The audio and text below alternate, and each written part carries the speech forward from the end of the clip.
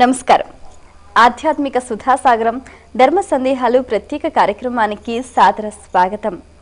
జీవ జంతువుల్లోనూ జీవం లేని వస్తువుల్లోనూ పరమాత్మను దర్శించి ఆరాధించటం మన హైందవ సంస్కృతి సంప్రదాయం. ఈ నేపథ్యంలో మనం జరుపుకునే పండుగల్లో అనేక అంతరార్థాలుంటాయి. ఒక్కో పండుగది ఒక్కో విశిష్టత. కొన్ని పండుగలు కొన్ని ప్రాంతానికి పరిమితం అవుతూ ఉంటాయి. అసలు నాగదేవతను ఎలా ఆరాధించాలి, ఏ విధంగా ఆరాధించాలి, నాగదేవతకు సంబంధించిన విశిష్టతను మరెన్నో అంతరార్థాలను సవివరంగా సశాస్త్రీయంగా మనందరికీ తెలియజేయడానికి మనతో పాటు ఉన్నారు తెలుగు, సంస్కృతం, ఆంగ్ల భాష అనువాదకులు, రామాయణ ప్రవచనానికి పర్యాయపదంగా నిలిచిన వారు, లలిత సహస్రనామ ప్రవచనకర్త, రచయిత, గ్రంథకర్త, ఆధ్యాత్మికవేత్త, మీ అందరికీ సుపరిచితులైన డాక్టర్ మైలవరపు శ్రీనివాసరావు గారు. వారితో మాట్లాడి మరిన్ని విషయాలు వారి మాటలు తెలుసుకుందాం. ఈనాటి కార్యక్రమాన్ని ప్రారంభిద్దాం. నమస్కారం అండి. నమస్కారం అమ్మా. మొదటి ఉత్తరం చూద్దామండి. సుధారాణి హైదరాబాద్ నుంచి రాస్తున్నారు. కార్తీకంలో వచ్చే నాగుల చవితికి, శ్రావణంలో వచ్చే నాగుల చవితికి వ్యత్యాసం ఏమిటి తెలియచేయగలరు అంటూ రాస్తున్నారు. శ్రావణ మాసంలో శ్రావణ భాద్రపదాలు వర్ష ఋతువు కాబట్టి విపరీతమైన వర్షాలు కురుస్తూ ఉంటాయి. కార్తీక మాసంలో వర్షాలు కురవు. కార్తీక మాసంలో చలి ప్రారంభమవుతుంది. ఇక్కడ వర్షం, అక్కడ చలి. చిత్రం ఏంటంటే పాములకి లోపల ఉండే రక్తం అంతా కూడా చల్లగా ఉంటుంది. అంచేత ఆర్ద్ర రక్తవాన్ అంటారు. అంటే బాగా చల్లగా ఉండేటటువంటి రక్తం కలిగినటువంటిది ఏదో దాన్ని పాము అని అంటారు. పాముని స్పృశించినా కూడా చల్లగా ఉంటుంది. ఆ కారణంగా దానికి చల్లదనం చాలా ఇష్టం. అందుకే పాములు బాగా చల్లగా విపరీతమైన వర్షం పడ్డటువంటి వేళ, చల్లగా తడిగాలి వీస్తున్న వేళ, ఆహా ఎంత బాగుంది ప్రకృతి అని యువతలకు వస్తాయి. అలా పాములన్నీ యువతలకి వచ్చేటటువంటి మాసం శ్రావణ మాసం. హెచ్చుగా వస్తాయి. పైగా వర్షం బాగా వచ్చినటువంటి కారణంగా పొలాలన్నీ కూడా నీళ్లతో ఉన్నప్పుడు ఆ నీటి మట్టపు పైన ఉండే చిన్న బొరియలు ఉంటాయి. ఆ బొరియల్లో ఎలకలన్నీ దూరుతాయి. ఆ ఎలకల్ని తినడానికి ఇది సరైనటువంటి మాసం. కాబట్టి పాములన్నీ కూడా ఎక్కువగా తిరిగే మాసం, పొలాల్లో బాగా విహరిస్తూ ఉండే మాసం అదిగో ఈ శ్రావణ మాసం. కార్తీకంలోకి వచ్చేసరికి చలుస్తూ ఉంటుంది. అంచేత పాముల సంచారం ఇంత ఎక్కువగా ఉండదు. అంచేత వాళ్ళు ఆలోచించి ఏం చేశారంటే నాగుల చవితి ఉత్సవాన్ని శ్రావణ మాసంలో ఏర్పాటు చేయాలని ఒకందుకు, కార్తీకంలో ఏర్పాటు చేయాలని ఒకందుకు ఏర్పాటు చేశారు. రైతుల భార్యలందరూ కూడా తెల్లవారుజామునే వంట అంతా వండేసేసి వాళ్ళకి మూటగట్టి వెళ్ళండి పొలాలకని పంపిస్తారు. ఆ కాలంలో పాములు ఎక్కువ తిరుగుతూ ఉంటాయి కదా. ఆ పాముని ఒక దేవతగా ఆరాధించని పక్షంలో, ఆరాధించే సంప్రదాయం పెట్టని పక్షంలో ఏ భార్య తన భర్తని పొలానికి వెళ్ళనివ్వదు. పాములు తిరుగుతాయట, ఏం జరుగుతుందో, పిల్లలు ఉన్నారు, నేనున్నాను, మన కుటుంబం ఏమైపోతున్నాను, ఏ భార్య తన భర్తని పొలానికి పంపదు. పంపకపోతే మరి వ్యవసాయం ఎలాగా, ధాన్యం ఎలాగా, జీవితం ఎలాగా, జీవనం ఎలాగా? అందుకని ఆలోచించి ఏం చేశారంటే నాగ దేవత అని చిన్న పేరు పెట్టారు. ఇదేదో మూఢ విశ్వాసంగా చేసే పూజ మాత్రం కాదు. నాగదేవతని ఏర్పాటు చేసి ఆవిడ అక్కడ కూర్చుని చక్కగా అర్చనని చేసి నా భర్తని నా పిల్లల్ని నాగదేవత రక్షిస్తుందనేటటువంటి నమ్మకం తనకి బాగా కలిగేలా చేసి వెళ్ళవయ్యా వెళ్ళు, ఏం పర్వాలేదు, మన కుటుంబాన్ని రక్షిస్తుంది నాగదేవత అని పంపిస్తుంది. మరి ఉత్తరం చూద్దామండి. అమరావతి నుంచి శ్రావ్య రాస్తున్నారు. నాగదేవతలను పాలతో ఎందుకు అభిషేకిస్తారు తెలియజేయగలరు అంటూ రాస్తున్నారు. నిజంగా ఏ పాము కూడా పాలను తాగదు. పాలు లక్ష్మీదేవికి ప్రీతికరమైన వస్తువు. పైగా సమీకృత ఆహారం. అంటే అన్ని విధాలైనటువంటి వస్తు ద్రవ్యాలు తనలో దాగున్నటువంటిది. 2, పాము అనేది వ్యక్తి శరీరానికి ప్రతీక. ఈ పైన కనిపించేటటువంటి తల పాము పడగ, ఈ లాగిపట్టి ఉన్నటువంటి వెన్నెముక పాము యొక్క శరీరం, మనం కూర్చున్నటువంటి ఈ భాగం పాము యొక్క చుట్ట.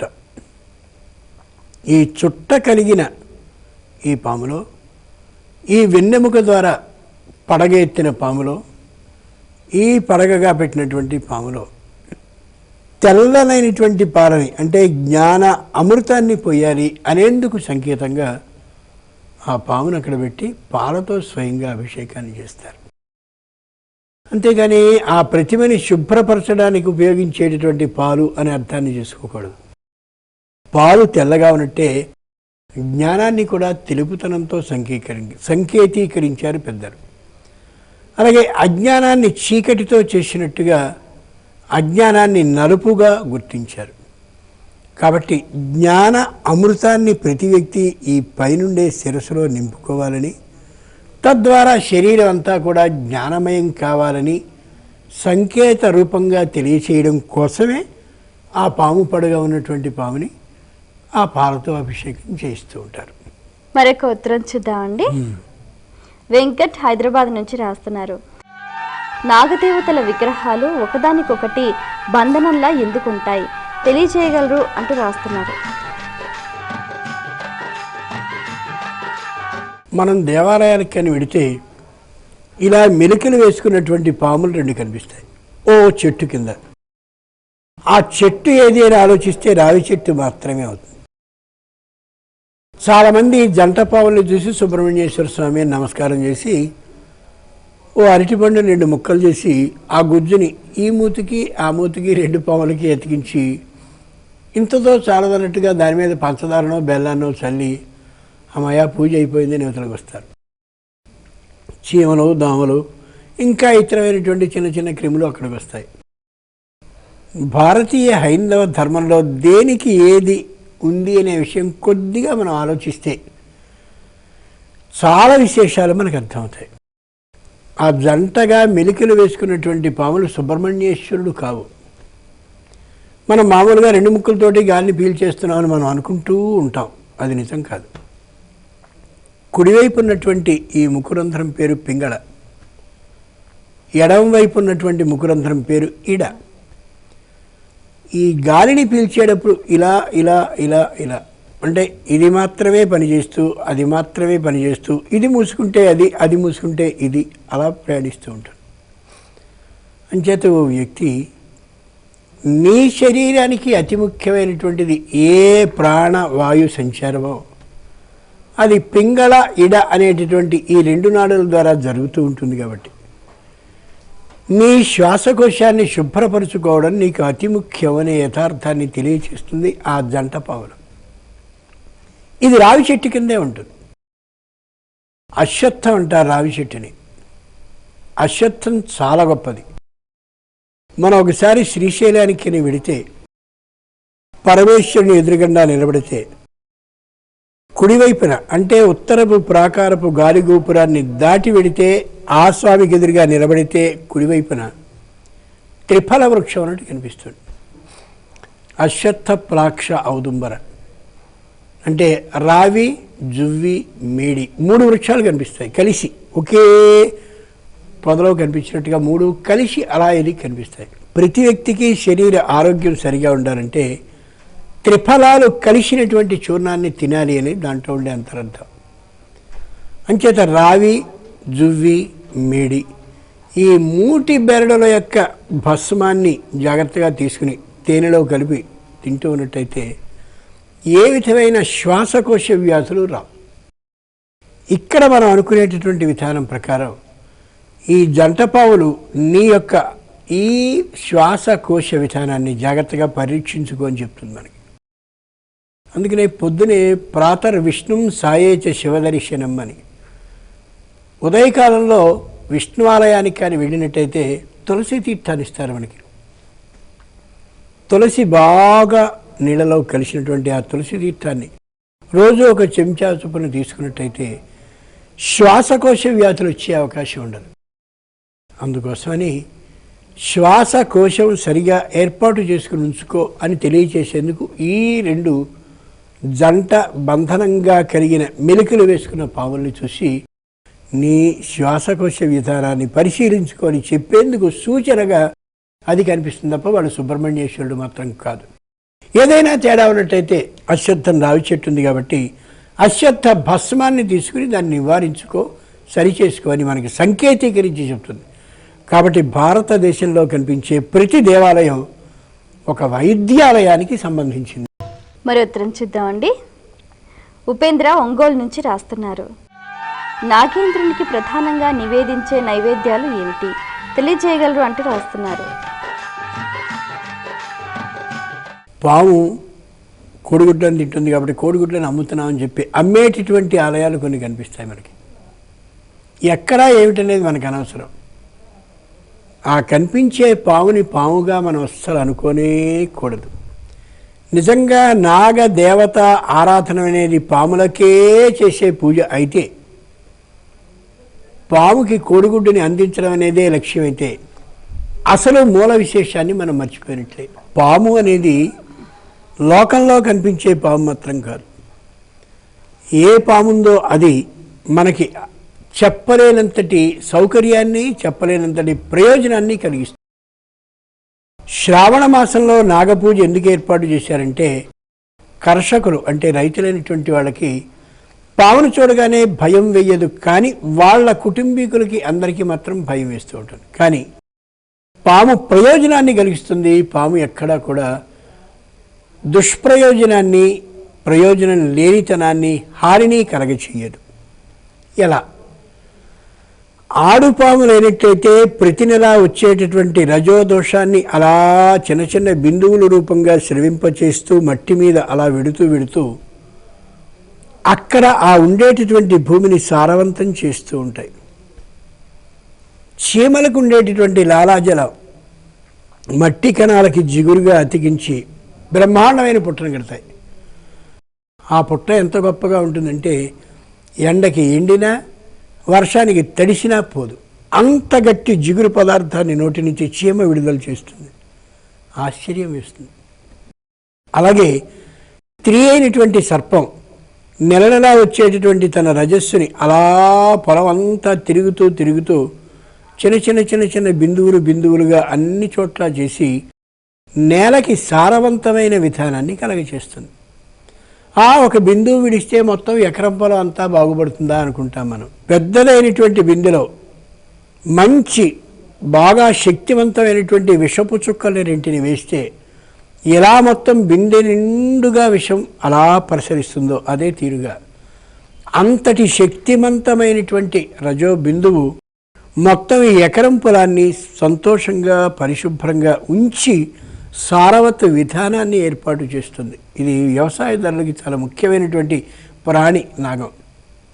2, ఓ ఎలకని పట్టుకోవాలి అని అన్నట్టయితే దాంట్లో ఎండుగడ్డిని పెడతారు, ఇంకేవో ఆకుల్ని పెడతారు, అవేవో పెడతారు. పెట్టి వాటిలో జాగ్రత్తగా నిప్పుని వెలిగించి ఆ పొగంతా లోపలికి వెళ్ళేలా చేసి ఎలకని చంపడానికి ప్రయత్నిస్తారు రైతులు. ఆ ఎలక ఈ పొగ వస్తుందన్నప్పుడు ఇంకా లోపలికి బొరియ చేసుకు వెళ్ళిపోతుంది, కానీ వీళ్ళకి దొరకదు. కానీ పాములు కానీ ఎలా సంచరిస్తూ ఉన్నట్టయితే పాము ఎలక ఎంత లోపలిగా ఉందో అక్కడ దాకా వెళ్ళి దాన్ని పట్టుకుని తింటుంది. ఒక్కో ఎలుక కొన్ని 100 బస్తాల ధాన్యాన్ని నాశనం చేయగలిగిన శక్తి ఉండేది అని చెప్తుంది. అంతటి శక్తివంతమైన ఈ ఎలుకల్ని మనం చంపడం కాకుండా ఈ పాములు చంపి మనకి దిగుబడి అయ్యేలా చేస్తున్నాయి అంటే ఎంతో మంచి చేస్తున్నాయి. అందుకని నాగులకి ఆరాధన చేయడం అనేది ఆధ్యాత్మికంగాను ఇటు లౌకికంగాను కూడా చాలా ముఖ్యమైనటువంటిది, రైతులకి ప్రయోజనాన్ని చేకూర్చేది. ఆ కారణంగా ఇంతటి మేలు చేసేటటువంటి ఏ నాగులున్నాయో వాటికి ప్రీతికరం కాదు, కానీ మన ఆరోగ్యానికి ప్రీతికరమైనటువంటి విధంగా నివేదన సమర్పించాలి. ఎలా సమర్పించాలి? నువ్వుల్ని బాగా పొడి చేసి బెల్లాన్ని బాగా దంచి ఈ బెల్లము నువ్వులు కలిపినటువంటి చిమ్మిలిని ఏర్పాటు చేస్తారు. ఆ చిమ్మిలి ఉండల్ని నివేదన చేస్తారు. నిజానికి చిమ్మిలిని పాము తినదు. ఈ వర్షకాలంలో ఉండే శ్రావణ మాసంలో ఈ నాగులని పూజించవలసినటువంటి చవితి రోజున ఈ చిమ్మిలి కానీ తిన్నట్టయితే చలితనానికి విరుగుడుగా వెడితనాన్ని కలిగించేందుకు, శరీరంలో ఏ విధమైనటువంటి కష్టం కలగకుండా, అనారోగ్య బాధ లేకుండా ఉండేందుకు ఈ చిమ్మిలిని తినిపిస్తారు. చిమ్మిలి చాలా రుచికరంగా ఉంటుంది. పిల్లలకి కొద్ది పరిమాణంలో పెట్టినట్టయితే ఈ జీర్ణక్రియ లోపం కూడా తొలగుతుంది. అందుకని నాగులకి నైవేద్యాన్ని పెట్టేటటువంటి చిమ్మి లేదుందో అదే కాదు, ఏ విధమైనటువంటి నైవేద్యమైనా సరే మనని దృష్టిలో పెట్టుకుని ఏర్పాటు చేసిందే తప్ప వాళ్ళకి ఇష్టమైంది అనేటటువంటి పదార్థంతో మాత్రం కానీ కాదు, ఆ ఉద్దేశంతో కాదు. మరి ఉత్తరం చూద్దామండి. కరీంనగర్ నుంచి శ్రీకర్ రాస్తున్నారు, నాగదోషాలు ఉన్నవారు నాగదేవతల అనుగ్రహాన్ని ఏ విధంగా పొందాలి తెలియజేయగలరు అంటూ రాస్తున్నారు. నాగదోషం ఉన్నటువంటి వాళ్ళు కుజ స్తోత్రాన్ని చదవాలి. కుజునికి సంబంధించినటువంటి స్తోత్రం ఉంటుంది, మనకి అంగారక స్తోత్రం అని ఉంటుంది, ఆ స్తోత్రాన్ని చదవాలి. 2, కుజో మనస్తాపకారక, మనసుకి తాపాన్ని కలిగించేవాడు. ఏ పని చేద్దామన్నా వెనక్కి వెళ్ళిపోతూ ఉండడం, నిరుత్సాహకరంగా ఉండడం, నిరుత్సాహపరుని దగ్గరగా వచ్చేలా చేసుకోవడం, నిరుత్సాహపరులైన వాళ్ళతోటే స్నేహం సాగుతూ ఉండడం, ప్రతిదీ జీవితంలో అనిష్టంగా ఉండడం, ఇదంతా కుజ లక్షణం. అంచేత ఏం చేయాలి? నవగ్రహ ప్రదక్షిణ చేసేటప్పుడు గ్రహాలన్నిటికీ అధినేత అయినటువంటి సూర్యుడికి 6 నమస్కారాలను చేసి ప్రదక్షిణ రూపంగా, ఆ తరువాత కుజుని సంఖ్య 7 కాబట్టి 7 ప్రదక్షిణలు చేసి, సూర్యభగవానుడా నీ గ్రహమండలంలో ఉంటే కుజుడికి నేను ప్రదక్షిణ చేసేందుకు నాకు అవకాశాన్ని, అనుమతిని ఇచ్చావు కాబట్టి నీకు మళ్ళీ ముగింపులో 6 ప్రదక్షిణాలను చేస్తున్నానని సూర్యుడికి మళ్ళీ 6 ప్రదక్షిణాలు చేయాలి. సూర్యుడు అంటే రవి అంటారు జ్యోతిషంలో. కాబట్టి 6, 7, 6 మొత్తం 19 ప్రదక్షిణాలు. మొదటి చివర 6 రవిగ్రహానికి సూర్యుడికి చేసేవి, మధ్యలో 7 కుజునికి చేసేవి. ఈ 19 ప్రదక్షిణాలు చేసే సందర్భంలో ఆ మధ్యలో ఉండే 7 ప్రదక్షిణాలు చేసేటప్పుడు కుజునికి సంబంధించిన శ్లోకాన్ని మాత్రమే చదవాలి. ముందు వెనుక 6 ప్రదక్షిణాల కాలంలో సూర్యుడికి సంబంధించిన శ్లోకాన్ని చదవాలి. మన వాళ్ళందరూ కూడా నవగ్రహ మండపంలో ఆ దైవానికి సంబంధించిన శ్లోకాన్ని రాతి పలకల మీద పెట్టేశారు కాబట్టి కష్టమేం కాదు. అంచేత నవగ్రహ ప్రదక్షిణాన్ని చేసి ఈ కుజ స్తోత్రాన్ని చదివి ఏ విధమైనటువంటి ఇబ్బందిని లేకుండా చేసుకోగలగాలి. మరి ఉత్తరం చూద్దామండి. మచిలీపట్నం నుంచి సత్యనారాయణ రాస్తున్నారు, నాగేంద్రుడు సుబ్రహ్మణ్యేశ్వర స్వామి ఒకరేనా తెలియచేయగలరు అంటూ రాస్తున్నారు. మనం ఇందాక అనుకున్నట్టుగా వ్యక్తి ఇలా కూర్చున్నటువంటి సందర్భంలో వెనుక నుంచి కానీ చూస్తే స్పష్టంగా సుబ్రహ్మణ్య ఈశ్వరుడిగానే కనిపిస్తాడు.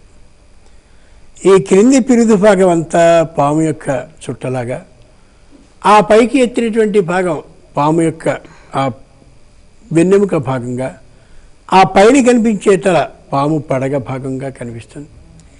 ఇక్కడి నుంచి జ్ఞాన క్షీరాన్ని కానీ పోసినట్టయితే, జ్ఞానం అనే పాలని, శరీరం అంతా కూడా జ్ఞానమయం అవుతుందనే అభిప్రాయంతో అలా జ్ఞానం నిండినటువంటి శరీరం కలిగినటువంటి వ్యక్తి సుబ్రహ్మణ్య ఈశ్వరుడు అవుతాడు. కాబట్టి బ్రహ్మణ్య అంటే అతి పవిత్రుడు అని అర్థం, చాలా గొప్పదైనటువంటి పవిత్రత కలిగిన వ్యక్తి అవుతాడు. కాబట్టి సుబ్రహ్మణ్య ఈశ్వరుడు అని ప్రత్యేకంగా నిర్ణయించారు.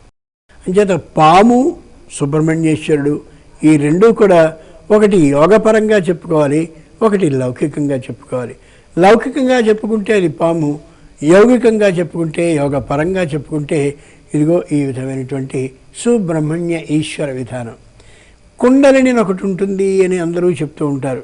మూలాధారం, స్వాధిష్టానం, ప్రత్యేకమైనటువంటి సప్తచక్రాలు. ఆ పైనుండేటటువంటి సహస్రాలలో అమృతం స్వయంగా అలా శరీరం నిండుగా చేయించగలిగిన, పంపించగలిగిన, అలా చిమ్మి మొత్తం అంతా అమృతమయం చేయగలిగిన శక్తి ఉంటుంది. కాబట్టి ఆ దృష్టితో కానీ ఆలోచించినట్టయితే కుండలిని శక్తికి స్వరూపం ఆ సుబ్రహ్మణ్య ఈశ్వర స్వరూపం. అందుకని ఈ విధంగా నాగేంద్రుణ్ణి, ఆ విధంగా సుబ్రహ్మణ్యేశ్వరుణ్ణి రెంటినీ కలిపినటువంటి నాగరూపాన్ని కానీ మనం ఆరాధించినట్టయితే ఇటు ఆధ్యాత్మికంగా అటు యౌగికంగా ఈ రెంటితో పాటు లౌకికంగా కూడా మనం పాము విషయంలో ఏ విధమైన వ్యతిరేక భావం లేకుండా ఉండి ఎలుకల్ని చంపగలిగినటువంటివి, తమ నుంచి వచ్చేటటువంటి రజో బిందువు కారణంగా మొత్తం క్షేత్రాన్నంతటినీ శక్తివంతంగా చేయగలిగినవి అనే అభిప్రాయంతో చూస్తే పాముని కూడా శత్రుదోషంతో, శత్రుబుద్ధితో, పగబుద్ధితో చూడనే లేవు. అంత చక్కగా మనకి సహాయపడేటటువంటివి నాగులు. చాలా సంతోషం అండి. మీ అమూల్యమైన సమయాన్ని కేటాయించి మా ప్రేక్షకుల ధర్మ సందేహాలకు శాస్త్రీయ సమాధానాలు అందించినందుకు ధన్యవాదాలు. వీక్షించారు కదండి, ఇది ఇవాల్టి మన ధర్మ సందేహాలు ప్రత్యేక కార్యక్రమం. మీకు కూడా ఏమైనా ఆధ్యాత్మిక ధర్మ సందేహాలు కలిగితే మా ఈ కార్యక్రమానికి మీ సందేహాల్ని క్లుప్తంగా, సూటిగా, స్పష్టంగా పోస్ట్ కార్డ్పై లేదా ఈమెయిల్ ద్వారా రాసి పంపించండి. మా చిరునామా ధర్మ సందేహాలు, కేర్ ఆఫ్ భక్తి TV, road number 92, Jubilee hills, Hyderabad 5,96,000. మా ఈమెయిల్ ఐడి bhaktihyd@gmail.com. మరో కార్యక్రమంలో మళ్ళీ కలుసుకుందాం. అంతవరకు సెలవు. నమస్కారం.